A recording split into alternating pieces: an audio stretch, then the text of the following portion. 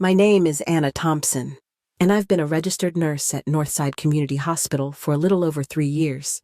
Most days, I blend into the rhythm of fluorescent lights and beeping monitors moving from one room to the next with quiet focus. I don't need recognition to feel fulfilled, but that morning, something cracked. We were finishing our daily handoff meeting when Dr. Kent, head of the ward, looked directly at me and said, "You can stay back, Anna. Patients barely remember who you are anyway." It landed so fast, so casually, that for a second I didn't register it as anything more than a routine instruction. But then I noticed the silence. 10 other nurses stood frozen. Even the junior staff, who usually kept their eyes down, looked up. I felt a strange tightness in my throat, like I had swallowed something sharp. My hands stayed folded in front of me, but my chest felt like it was burning. I nodded barely and turned back to finish restocking the supply cabinet. Behind me, someone coughed. The kind of cough that fills awkward silence when no one knows what to say. I kept my back to them, the cabinet labels blurred. I focused on aligning gauze boxes by size, pretending it was just another shift. Inside, I was unraveling. I wasn't angry, not then. I felt small, like I had been peeled away from the person I thought I was, and left standing there in a skin that didn't quite fit. I'd always believed that showing up, doing your job well, and being steady counted for something. But in that moment, I felt invisible. It wasn't the first time Dr. Kent had overlooked me, but it was the first time he made it public. That line, "Patients barely remember you," cut deeper than I expected, not because it wasn't true, but because it missed the point. I wasn't the kind of nurse who cracked jokes or brought in cookies. I didn't do big, loud gestures. I sat with patients in silence when they were scared. I caught details in charts that others missed. I remembered that Mr. Langley couldn't take his pills with water because of his throat surgery, and that Ms. Lopez liked the window shades up before sunrise. I didn't do it to be seen, but I also didn't expect to be dismissed like I didn't matter at all. I finished organizing the cabinet, wiped my hands, and stood there for a long second, breathing through the sting in my eyes.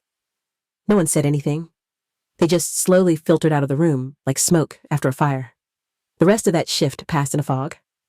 I checked vitals, updated charts, and answered call lights. Dr. Kent barely looked at me again. The unit hummed along like it always did, but something inside me had shifted. It wasn't rage or bitterness. It was something quieter. A decision not yet formed, but settling deep in my chest. Later that night, when the halls quieted and most of the team had clocked out, I sat in the break room with a cup of vending machine coffee. I stared at the wall and thought about every patient I'd cared for that week. Not one had complained. Some had smiled. One had held my hand for a little longer than necessary. Maybe they wouldn't remember my name in 6 months, but I remembered them. That morning, when Dr. Kent dismissed me in front of everyone, he wasn't just making a joke. He was making a statement. One thing I didn't realize until much later would become the start of something bigger. I didn't know it yet, but that moment was the turning point. The line that would quietly divide everything that came before and everything that would follow. I didn't always work in healthcare. For most of my 20s and early 30s, I wore pencil skirts and carried a sleek leather briefcase into an office that smelled like printer toner and expensive coffee. I worked in logistics for a shipping company, managing spreadsheets and vendor calls from a desk that looked out over a concrete parking garage. It wasn't a bad life. It was stable, predictable, and safe. But when my dad was diagnosed with late-stage pancreatic cancer, everything shifted. I took time off to be with him, thinking it would be weeks, maybe months, but it ended up being just 19 days. He passed away in a hospice bed with a nurse named Lily holding his hand. She'd only known him for 3 days, but she treated him like he mattered. After the funeral, I couldn't stop thinking about her. The calm in her voice, the way she gently explained what was happening to me without sounding rehearsed. Something inside me cracked open. I couldn't go back to logistics. I tried. I showed up for 2 more months, answered emails, and reviewed supply chain reports. But none of it felt real anymore. I gave my notice, sold my condo, and enrolled in a 2-year accelerated nursing program. I was 34. Going back to school at that age felt like standing at the starting line with the wrong shoes. My classmates were fresh out of college. They studied in cafes, went to parties on weekends, and breezed through exams like they were extensions of high school. I studied at night, worked part-time jobs, and reminded myself that meaning doesn't come easily. Clinical rotations were brutal. I made mistakes. I cried in my car more than once, but every time I sat with a patient, something clicked. It wasn't about heroism, it was about presence. I learned how to listen with my whole body, how to hold space for someone's fear without rushing to fix it. The day I got my RN license, I didn't celebrate. I just stood on my porch and let the cold air hit my face, letting myself believe I had done something real, that I had turned loss into something useful, something that might someday matter to someone else the way Lily had mattered to me. Dr. Kent never raised his voice. He didn't have to. His authority hummed in the background of every shift like a low-frequency current shaping the flow of attention and praise without ever making a scene. He had a way of directing credit so subtly that you almost believed it yourself. A nurse would suggest something useful in a morning huddle, and hours later, Dr. Kent would repeat it to the administration, as if it were his own idea. Those in his favor, usually the loud, charming types, received the prime assignments and glowing mentions in staff meetings. I, on the other hand, became the go-to for room turnovers and patient transport. He called them essential tasks, which technically they were, but it was clear to everyone which work was seen and which wasn't. While others were pulled in for intake meetings or invited to shadow complex procedures, I was often told to stay back and make sure things stayed on schedule. Once I caught a medication error during a chaotic shift and quietly fixed it before it reached the patient. The next day, Dr. Kent praised a different nurse for maintaining accuracy. My name didn't come up. Over time, I stopped expecting it to. The worst part wasn't the exclusion. It was the way he made me second-guess my own competence. After a while, you start wondering if maybe you really aren't leadership material, if being invisible is just the natural result of not being exceptional. He never said I wasn't good enough. He just didn't say I was. When a new nurse struggled with charting, he paired her with a staff nurse half as experienced as I was. He told me to stick to patient rounds. "We need consistency in the basics, Anna." That was the line. I heard it so often that it stopped sounding like an insult. I began to notice the pattern in others too. Quiet staff, methodical ones like me, were slowly edged out of opportunities that mattered. The ones who played the game rose fast. The rest of us stayed where we were, doing the invisible work that made everything run, but never got a mention. I wasn't angry. Not yet. But I was paying attention. The halls were quiet when the alarm blared. It was close to 2 a.m., and I was restocking supplies near room 208 when the monitor let out a sharp, pulsing tone. My body moved before my brain caught up. I dropped the bin of saline flushes and ran. Inside the room, Mr. Baker, a frail man in his 70s recovering from pneumonia, was gasping for air. His chest heaved, but he barely drew anything in. His skin had gone pale, lips tinged with blue. I checked his vitals as I hit the code button, but I knew help wouldn't be immediate. Night shifts were skeleton crews, and Dr. Kent had left hours ago. I lowered the bed, adjusted his airway, and reached for the oxygen mask.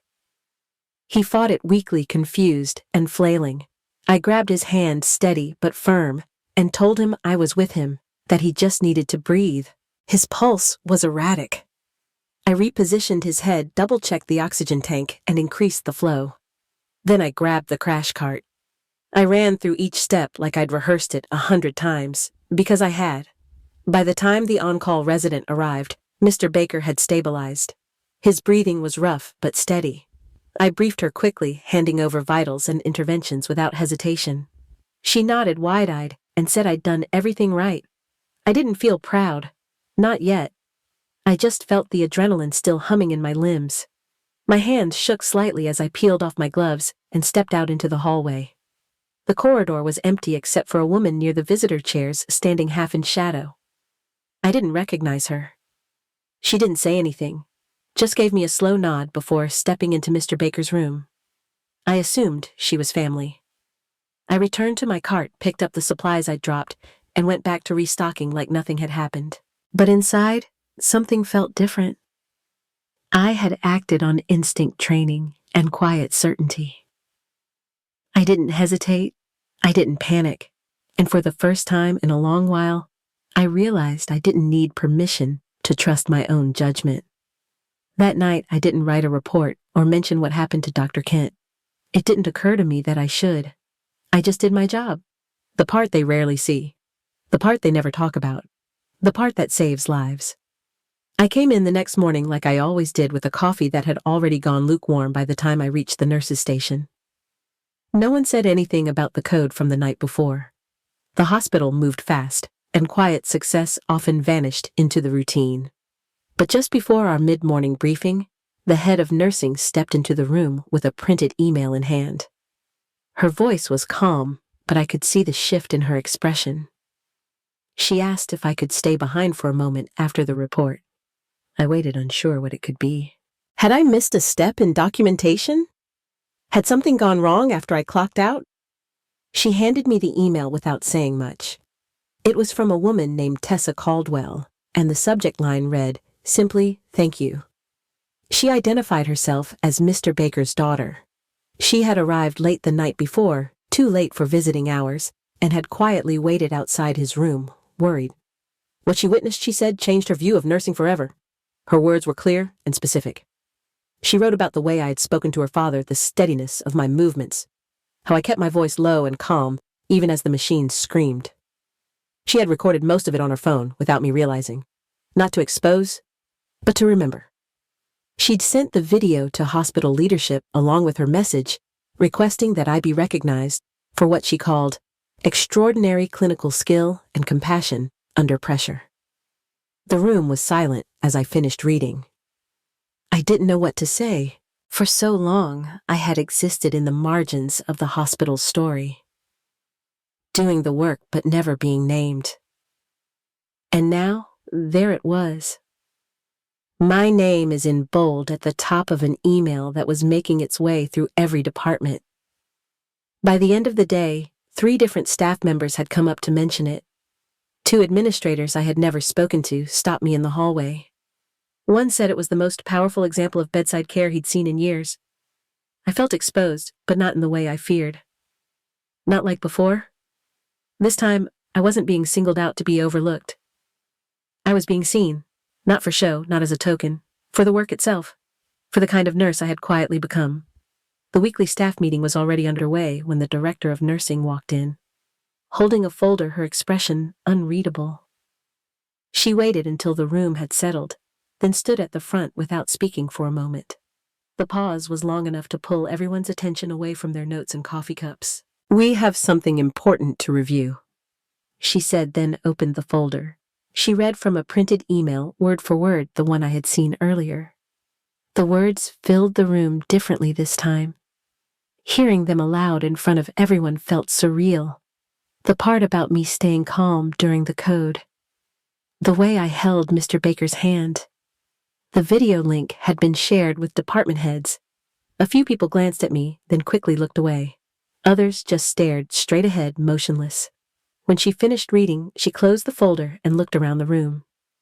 You could hear the hum of the vending machine in the hallway. Dr. Kent shifted in his seat, but said nothing. His eyes flicked toward me for a second, then dropped to his lap. What followed wasn't applause or a dramatic confrontation. It was silence. Dense and heavy, but different from the kind I had felt before. This one wasn't isolating. It was waiting. Someone finally spoke. It was one of the senior nurses, usually quiet in meetings. She said she wasn't surprised, that I had been holding this floor together for months. Another nodded, then another. Dr. Kent cleared his throat and mumbled something about protocol and teamwork. No one responded. The director thanked everyone and adjourned the meeting early. People stood slowly, like they weren't sure what to do next. I stayed seated. My hands were steady on the table. I didn't say anything. I didn't need to. For the first time, my silence wasn't mistaken for absence. It was present. As I walked out, I passed Dr. Kent near the door. He didn't meet my eyes. A few steps behind him, someone from the administration caught my arm gently. She said we'd be talking soon, that there would be a follow-up. I nodded, not trusting myself to speak just yet. Not because I was afraid, but because I was holding on to the moment, letting it land. Recognition, when it finally comes, doesn't have to be loud. Sometimes it just needs to be clear. And in that room on that day, I was no longer the nurse no one remembered. I was the one they couldn't ignore. The official announcement came the following week. I was being moved into a new role as a clinical mentor for incoming nurses. It wasn't flashy, but it mattered. My job was to shadow guide and support nurses in their first year, helping them develop not just technical skills, but bedside presence. I met each new hire during orientation, not with a speech, but with a question. What kind of nurse do you want to be? We didn't spend our time in lecture halls or PowerPoints. We walked the halls together. I showed them how to read a chart, but also how to read a patient's body language. How to notice when someone was scared, even if they smiled and said they were fine. Some of them came in thinking care was about speed. Get the meds out fast. Chart, move, repeat. I gently slowed them down. I reminded them that patients aren't tasks. They're people in their most vulnerable moments. Word started spreading. Nurses who'd never been noticed before were being praised by families. Morale shifted. People stopped racing each other to finish first and started asking each other if they were okay. The unit felt lighter, less guarded. Staff meetings became more collaborative. One of the younger nurses, still nervous around the doctors, asked if I would sit in on her first care conference. I did. She nailed it.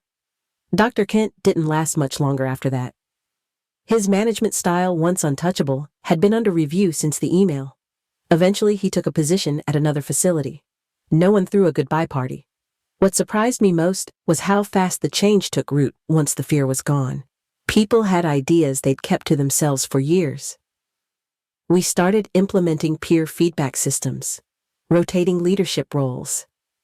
The team became something stronger than any one person. I didn't see myself as a leader in the traditional sense. I wasn't loud or commanding, but I listened. I remembered details. I gave space where others gave orders, and somehow that turned out to be exactly what we needed. There were rough days, of course. Not every patient could be saved. Not every interaction went smoothly, but the team didn't carry those moments alone anymore. We had each other's backs. It felt like healing. For me, for the floor, for everyone who had been quietly doing the work waiting to be seen. 1 year later, I stood at the front of the small training room with 12 new nurses seated in a semicircle. Some were fresh out of school, others had come from different hospitals looking for something better. All of them were nervous, hopeful, and unsure where they fit. I started with a story, not about clinical procedures or policy changes, but about a night shift, a quiet hallway, and a moment when doing the right thing mattered more than being recognized for it. They listened closely the way I once had when I needed to believe this work could be something more than routine. At the end of the session, one of them handed me a wrapped package. Inside was a wooden plaque, hand-painted with soft blue lettering. It read, "Anna Thompson, the nurse who taught us to lead with our hearts." My chest tightened as I held it in my hands. I thought back to where I had started, to the days of feeling invisible, to the silence after meetings, to the shift that changed everything. This room was different now. This hospital was different. Not perfect, but changed, because people dared to speak out loud. I looked around and saw not just students, but future mentors. Nurses who would catch someone's hand when they were scared. Who would speak gently and act with clarity when it mattered most. That was the real legacy. If you've ever been overlooked in your work or made to feel like you didn't matter, I hope this story reminded you that quiet effort can still shift everything. I'd love to hear your story too. Have you ever had to prove your worth in silence? What did that moment teach you? Leave a comment below if this resonates with you. Your story might be the one someone else needs to hear today. And if you believe in workplaces where every contribution counts, hit like and subscribe for more stories just like this. Sometimes the smallest voices lead the biggest change.